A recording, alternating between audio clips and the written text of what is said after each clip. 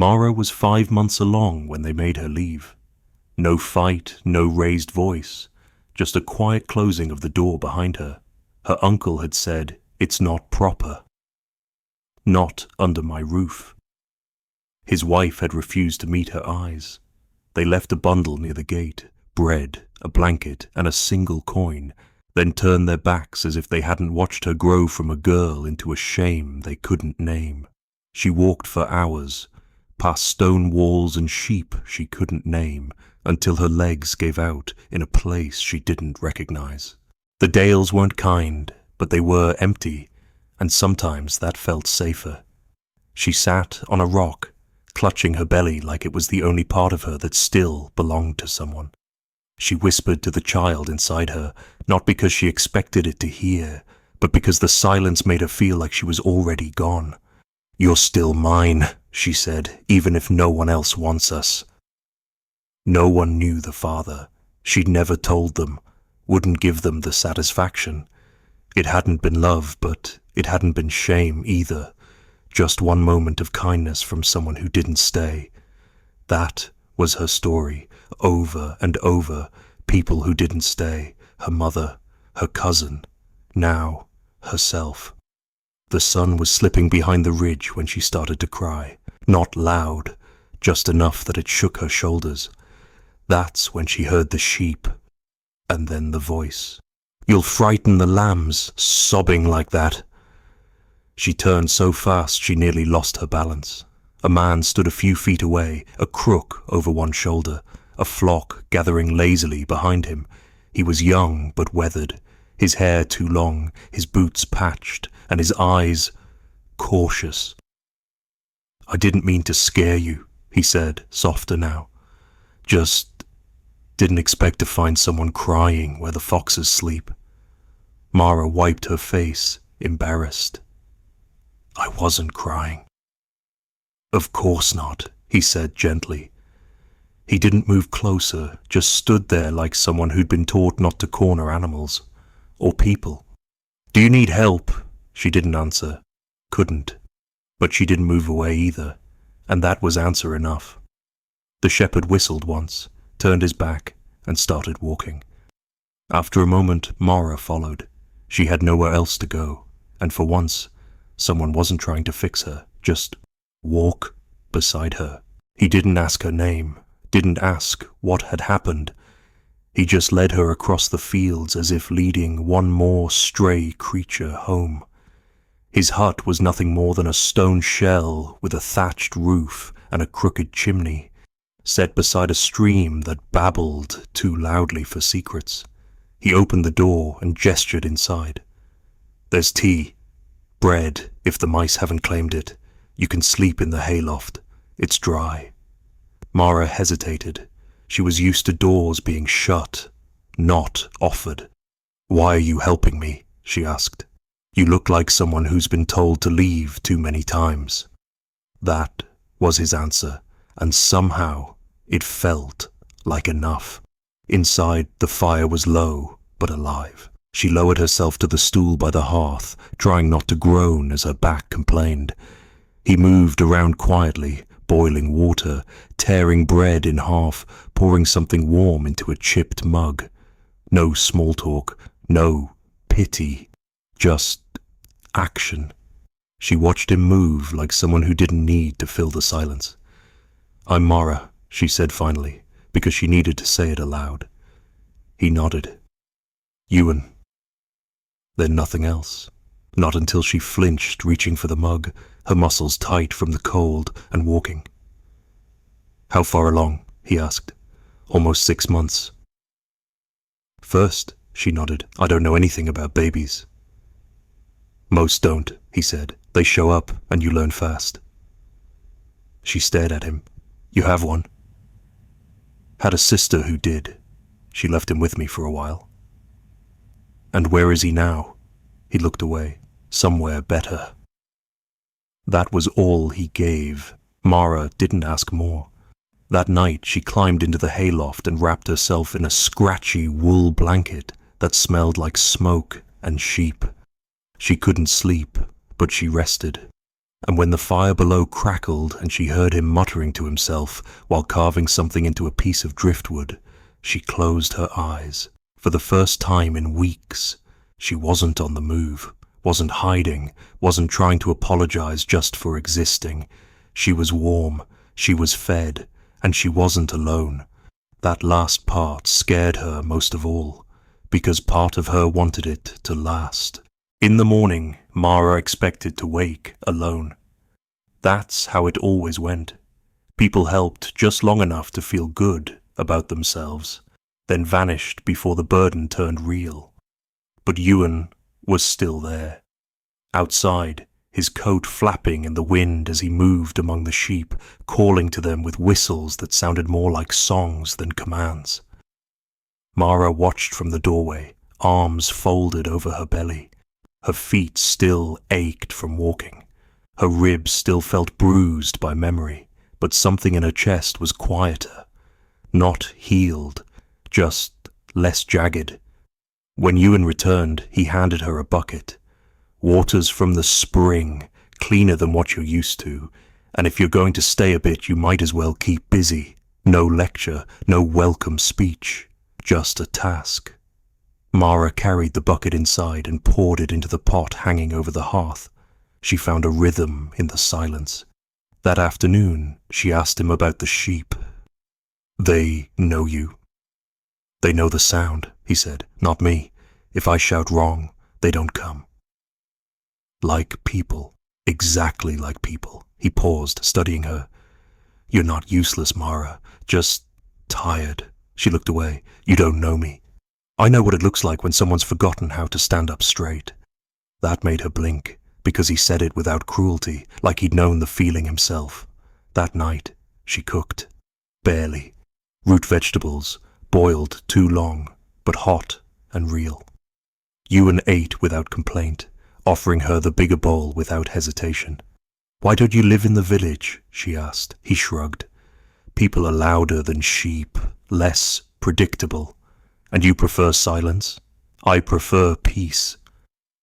Mara lay awake that night longer than usual, one hand on her belly.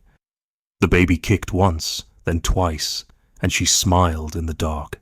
He didn't ask where you came from. She whispered, that's something, isn't it? Down below, Ewan snored lightly, the sound soft and steady. Mara let it lull her to sleep. And when morning came again, she didn't feel like a stranger in the hut.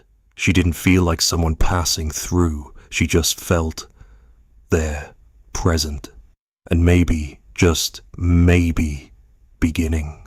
They never talked about how long she'd stay. There was no deal, no deadline. The days simply unfolded, one after the next, marked by the turning of sheep across the hills and the stretch of Mara's belly beneath Ewan's oversized wool coat. She didn't ask for it. He just handed it to her one morning without comment, and she hadn't taken it off since. It was heavy, too big, smelled faintly of pine smoke and sweat, and somehow it made her feel safer than anything ever had. One afternoon, as they sat on upturned crates mending a broken fence post, she asked, "Did you love her? Your sister?" Ewan didn't look up. "I did. She was loud and careless and brave, and she ran too far from people who would have forgiven her if she'd only let them." "And the boy?" "Quiet, like you." He asked more questions with his eyes than anyone ever could with words. "You miss him?" "I look for him in every child I see." Mara let that sit. She could have told him about the names she'd whispered to her belly when she thought she'd have to give the child up, about how she'd decided not to name it at all when they forced her out, but she hadn't spoken a name since. It felt cursed to hope. That evening, Ewan handed her a carved shape, small, smooth and warm from his palm. A lamb. "For your child," he said, "or for your pocket, if you're not ready yet." She held it tight, didn't speak, but she kept it. Close. That night, the baby kicked so hard she gasped. Ewan looked up from his stool. "You all right?" "It's strong," she whispered, "stronger than I thought." "Good, it'll need to be." She turned on her side, blanket pulled over her chest, and stared into the fire. I think it's a girl. You sound like you know. I don't, but I want her to be. Ewan nodded, then softly, if she is, don't name her after the ones who left you. Name her after the one who stayed. Mara didn't reply, but when she finally slept, she dreamed of names. Not the ones she'd lost, not the ones whispered in shame, but new ones. Ones never spoken before, ones she would give on her terms. It was nearly a month before Mara realized the quiet had changed. It wasn't just the stillness of sheep grazing or the sound of firewood snapping in the hearth. It was the way her shoulders no longer tensed when footsteps approached, the way she stopped hiding the curve of her belly beneath blankets. She had been living like someone expecting to be found, by family, by shame, by consequence. But no one came. No letters, no riders, no whispers through the village grapevine. She had been cast out so thoroughly she didn't even exist as a cautionary tale. One evening, Ewan found her standing at the edge of the field, staring down at her boots. "They're not coming," he said. "I know." "Does it hurt?" She didn't answer right away then. "It's lighter than I expected. I thought it would feel like a wound forever, but it's just quiet. That's what happens when you stop borrowing love that was never truly offered." She looked at him. "You speak like someone who's been hurt." "Everyone has. Some just learn to stop bleeding where others can see." They walked in silence back to the hut, her hand occasionally brushing his sleeve. That night, Mara washed her hair in the stream, scrubbing away the last traces of the road. When she returned, her cheeks were pink from the cold, and her eyes were clearer than they'd been in weeks. "I want to learn," she said, "to do what you do, with the sheep, the fencing, all of it." Ewan blinked, then nodded. "All right. You don't think I'm too soft? I think you're still here. That's enough proof." The next morning he handed her a crook carved from elderwood. It was old, worn, clearly once someone else's. "She used this," he said, "my sister, before she left." "You're sure?" "I am." Mara took it, hands trembling slightly, not because it was fragile, but because she finally wasn't. And that afternoon, when a lamb got stuck in the stone wall and Mara freed it, Ewan only smiled from the hill above and didn't say a word, because he didn't have to. She had stepped into something new, not borrowed, not begged, just hers. And no one had knocked to take it away. It happened quicker than either of them expected. One morning, Mara didn't come down from the loft. When Ewan called up to her, she said only, "It's time." Her voice wasn't frightened, just final. He didn't panic. He just gathered water, blankets, the knife he'd kept sharpened for years but never used for anything more serious than gutting fish. He built up the fire, closed the shutters, and sat outside the door until she told him to come in. The sun passed overhead without being noticed. By late afternoon, the pain had stolen her breath. Still, she didn't cry out. Only once did she grip his arm hard enough to leave a bruise. "I'm here," he said quietly. "I know," she whispered. "Don't leave." "I won't." When the child came, it wasn't a scream that filled the hut. It was a whimper, thin and wet, like the sound of rain starting, then louder, then alive. Ewan stared as Mara cradled the tiny bundle against her chest, her face streaked with sweat and tears, hair clinging to her temples. She looked like something broken open and reborn in the same breath. "It's a girl," she said, as if she'd known all along. He knelt beside her. "She's strong. So strong. Do you have a name?" Mara looked down at the baby, then reached into her coat pocket. She pulled out the small carved lamb he'd given her weeks ago and placed it beside the girl's cheek. "Her name is Anwen." Ewan nodded slowly. "That was my mother's name." "I didn't know. Maybe you did." They stayed like that, the three of them, for a long time. When night came, Ewan took the child while Mara rested. He rocked her gently, whispering nothing in particular, just soft nonsense, the kind meant to tell a child that the world was still turning and they were safe in it. Mara stirred and watched him. You look like someone who's done that before. I've practiced. She'll need more than me. Then she'll have more. He didn't say how, didn't offer promises.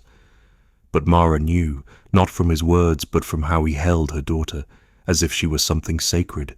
She had been left in the Dales, but her child had been born into something else entirely, a place where no one was running anymore. Anwen grew faster than Mara could measure, her tiny fingers curling around everything. Ewan's thumb, strands of Mara's hair, the carved lamb she refused to sleep without. By the second week, her cry was sharper.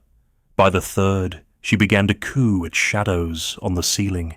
Every sound felt like a miracle, every moment a reason not to look back. Mara no longer kept her boots near the door. She no longer imagined someone knocking to tell her it was time to go.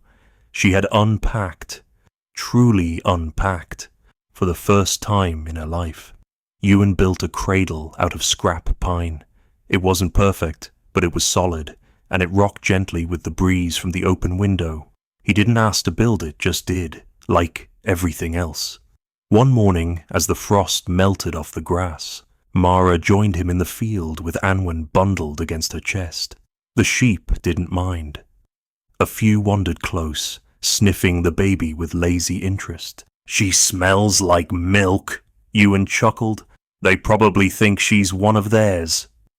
Maybe she is, Mara said. They're stubborn, and so is she. That she gets from you. Mara didn't argue. That evening she laid Anwen in her cradle and stepped outside. Ewan was fixing the gate, shoulders hunched. She stood beside him, not speaking, just being. You don't have to stay, you know, he said after a while. You've done more than most would. I wouldn't blame you if you left. Why would I leave? He kept working. Because I'm no one. Because this is a hut in the hills and not much more. You're wrong, she said. This is everything. Because no one here makes me feel small, or ashamed, or temporary. He looked up. And me? You make me feel seen, like I don't have to prove I'm worth the space I take up. The gate clicked shut. He leaned against it. You always were. She stepped closer. For a second she just stood there, listening to the quiet that wrapped around them like a blanket. Then she said, I'm not just a girl with a child anymore. No, he agreed. You're a mother, and you've made a home. She nodded slowly. And you, whether you like it or not, are part of it. He didn't smile, but his silence said yes, and that was more than enough. She arrived on a grey afternoon with nothing but a cloak and a crooked cane. Her face was lined, her boots caked with miles of mud, and she knocked only once, firm, like someone who had waited long enough. Mara opened the door with Anwen in her arms, her body tensing on instinct. The woman blinked. I was told there was a girl here, pregnant, cast out. Ewan stepped into view from behind the hearth, eyes wary. Who told you? Word travels. A boy from the mill saw her near the stream weeks ago. Said she looked like trouble. I wanted to see what kind. Mara didn't speak. She just stood straighter. And? The woman stepped inside without asking. She smelled of dried herbs and goat fat. Her eyes went straight to Anwen. She's strong. She is. And you? Are you afraid of what they'll say if you ever return? I'm not returning. The woman nodded. Good. That place never deserved your feet. Why are you here? Ewan asked. Because girls like her don't often survive this far out. And when they do, they either vanish or get turned into stories. She looked at Mara again. But you stayed flesh. I'm not a story, Mara said. Not yet. The woman smiled, sharp and sad. But one day, another girl will need yours. She pulled a pouch from her coat and handed it to Ewan. For the child, honey root, dried berries, a stone to hang above the cradle to keep fever away. "You're a midwife," Mara said slowly. "Was. Now I just watch for sparks before they die." "Why help me?" "Because someone helped me once too." She turned to leave. "They'll speak of you, you know, in whispers, say you vanished, say you must have met your end in the Dales." Mara glanced at Anwen. "Let them say what they like. Just make sure when you speak, it's louder." She was gone before either of them could offer thanks. That night, Mara lit a candle and sat by the cradle, the stone hanging above it catching the flicker. She traced its shape with one hand and held Anwen with the other, and for the first time, she didn't feel like she was surviving someone else's rejection. She felt like she had inherited something worth passing on. It was Ewan who carved the sign. No announcement, no ceremony. Just one morning, he took a splintered board from the old fence, shaved it smooth, and pressed the knife deep. He worked outside the hut while Mara rocked Anwen, the baby cooing in the cradle with her fist wrapped around the lamb carving. When he finished, he stood the sign against the door and waited. Mara stepped out, wiping her hands on her apron. "What's that?" "For when they come again, so they know whose place this is." She tilted her head. "I don't need to mark it." "You already have," he said, pointing to the moss beneath the window where flowers now grew wild from the seeds she had thrown without thinking. "This just puts it in wood."